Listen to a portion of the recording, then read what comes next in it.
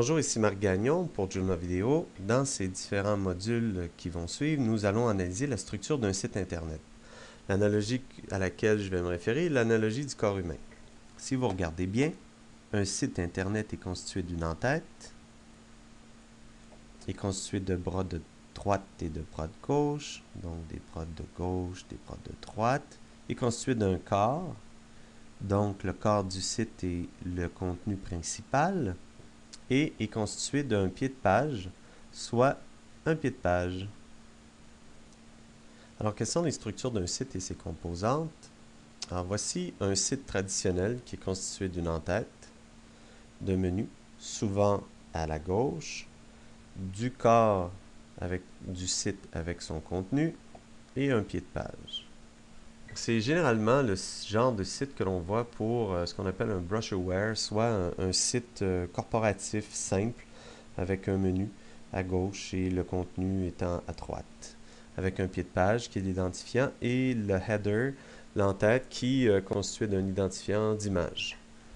Voici un site un petit peu plus élaboré où on aurait un bras de gauche avec les menus ou du contenu. On aurait le contenu, le corps ici du site avec l'information principale en contenu, le corps. Et nous aurions un bras de droite qui serait tout simplement, souvent ça va être des images, ça peut être de l'information complémentaire. L'entête toujours et son identifiant et le pied de page. Ici, on s'en va donc vers une en-tête, un menu en haut de page, un menu à gauche, dans le bras de gauche, le contenu dans le corps du site, le bras de droite qui contiendrait des menus de droite ou des images, et le pied de page. Ce qui nous amène à Weeby le robot, qui va nous aider à structurer le site en différents modules dans les différents bras, différents modules dans les différents corps du site, les entêtes, les constituantes des entêtes et les constituantes du pied de page. Alors, quelles sont les différentes constituantes d'un site Internet? Alors, on va se servir de l'analogie de Weeby. Weeby, le robot, constitué d'une tête, d'un bras de gauche, d'un bras de droite, d'un menu ou d'un corps principal avec son contenu, peut-être appuyé sur un autre module de contenu, et un pied de page. Voici un site usuel. Alors ici, Weeby regarde vers la droite. Alors c'est un site traditionnel où nous avons souvent en bras de gauche, nous avons les menus, nous avons le message principal dans le corps principal du site. Nous avons une en-tête, souvent constituée d'un logo, d'une image, d'un identifiant, et nous avons un pied de page. Alors voici le site de orange.fr. Alors voyez-vous, ici on a l'en-tête avec un menu. On a ici en bras de gauche, nous avons les différents modules. Donc différents modules de navigation qui sont en position gauche. Donc le bras de gauche est constitué de différents modules. Nous avons le corps ici du site qui est constitué d'un article principal, de deux colonnes avec différentes informations. Ici, on voit qu'il n'y a pas de bras de navigation à droite. Et nous avons le pied de page constitué d'un rappel, d'un logo, d'un menu et probablement d'un copyright. Weeby regarde vers la gauche. Alors voici le même site de orange.fr que j'ai modifié. Voyez-vous, même en modifiant le contenu, on voit que la navigation est encore ici à droite, que le contenu est toujours le même. Alors le corps du site est toujours le même, que le header n'a pas changé et que le pied de page non plus. C'est la position des différents modules de navigation qui sont passés de la gauche à la droite. Alors, regardons yahoo.fr. Alors, Yahoo le Weeby. Alors, comme vous voyez, Yahoo a un petit bras gauche, un gros bras droit, le corps du menu, excusez-moi, le corps du site, l'entête et le pied de page. Donc, ici, on voit qu'on a un menu en en-tête, un menu d'en-tête, un menu de navigation. On a ici l'identifiant avec une barre de recherche. Et on a ici un autre menu de navigation. dans le bras de gauche, donc en position gauche, les différents modules. Alors, je répète, en position gauche, les différents modules. Ici, on a un module de navigation, un module de contenu, un module de navigation, un module de contenu, qui sont en position gauche. Dans le corps du site, bien, on voit que des articles ont été empilés les uns sur les autres. En position ici, pour parler de Joomla, on va dire le main, en position main. Cette position-ci est top, ici est left, ici est main, ici est right, et cette position ici est footer.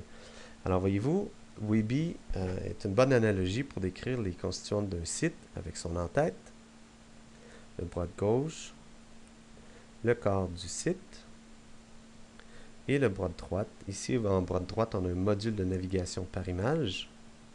On a un module qui affiche une image ou une publicité. Et ici, on a un autre module qui affiche des articles. Le pied de page est constitué d'un menu de navigation et souvent du copyright. Alors, quelles sont les différentes constituantes d'un site internet? Alors, nous avons en tête souvent un menu. En header, nous avons souvent un logo et une image. Et un menu de navigation, souvent horizontal, situé en haut de page. Alors, ce qu'on appelle une position top. Nous aurions donc ces 1, 2, 3 modules-là en position top qui constitueraient tout simplement l'entête du site.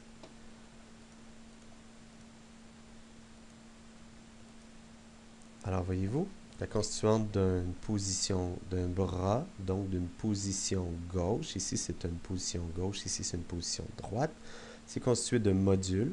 Alors que le module soit un menu ou une image ou un article ou d'autres contenus, une vidéo à la limite, c'est pas grave, c'est un module. Alors, je parle bien en Joomla. Joomla, on appelle ça des modules. Alors, les modules sont dans des positions. Alors, les modules sont dans des positions gauche ou une position droite. Au niveau du corps du site, eh bien, le corps du site peut être soit des articles, soit des bannières, des images ou encore différentes images. Alors, voyez-vous, ça, c'est vraiment un site Internet. Et le pied de page est souvent constitué d'un menu en bas de page, d'un footer, souvent une image, le logo, l'information complémentaire. Et souvent, en dernier, on va retrouver les mentions de droit d'auteur ou encore celui qui a tout simplement fabriqué le site.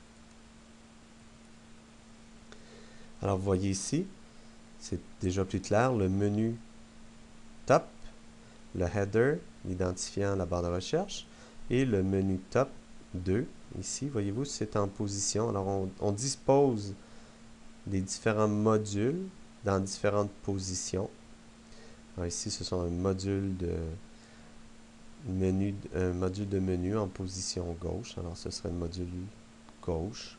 Ce serait ce module en position gauche. Ici, c'est un module de texte. Ici, c'est un module, il semble, de recherche. Alors, voyez-vous, on a 1, 2, 3 modules. 1, 2, 3 modules en position de bras gauche.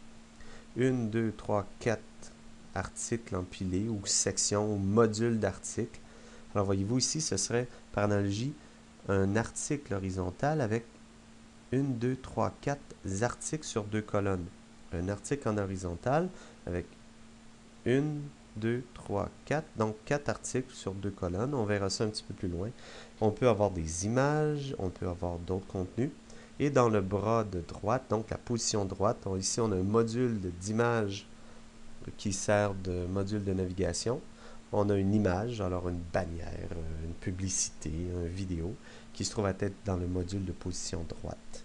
Et on a le pied de page, alors un menu. Ici on voit le menu.